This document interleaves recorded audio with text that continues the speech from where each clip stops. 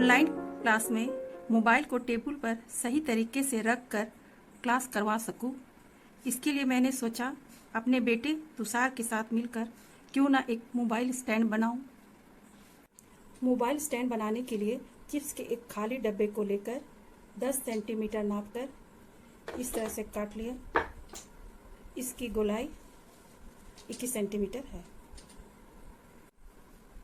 इस डब्बे के अनुसार 10 सेंटीमीटर बाई 22 सेंटीमीटर का एक पेपर लेके मोबाइल को इस तरह बीच में रखना है। फिर यहाँ से लेकर 7 सेंटीमीटर पर एक डॉट लगाना है। इधर भी यहाँ से 7 सेंटीमीटर पर एक यहाँ पर डॉट लगाना है। फिर इस डॉट से 1 सेंटीमीटर हम थोड़ा आगे बढ़ेंगे और इधर भी 1 सेंटीमीटर थोड़ा सा आगे बढ़ेंगे।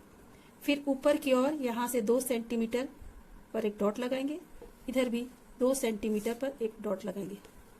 अब इस तरह से मोबाइल को हटाने के बाद हम ये लाइन को यहाँ से मिलाएंगे और ये लाइन को भी इस तरह से मिलाएंगे। फिर इस डॉट से 2 सेंटीमीटर हम ऊपर की ओर लाइन ड्रॉ करेंगे। इधर भी 2 सेंटीमीटर ऊपर की ओर लाइन ड्रॉ करेंगे। फिर ये दोनों लाइन को इस तरह से मिला देंगे। तो ये हमारा इस तरह से एक डायग्राम बन गया। फिर इस लाइन वाले हिस्से को कैंची से कट करने पर पेपर कुछ इस तरह से कटिंग हो जाता है। अब इस पेपर को इस तरह डिब्बे के ऊपर हम लोग इस तरह से फेविकॉल से चिपका कर इस हिस्से को काट कर निकाल सकते हैं, या फिर इस तरह से मार्क करके डब्बे पर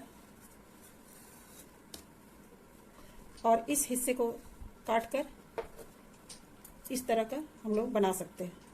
इस डब्बे के अंदर इसका बेस भारी करने के लिए इस तरह से स्पंज या कपड़े हम लोग डाल सकते हैं।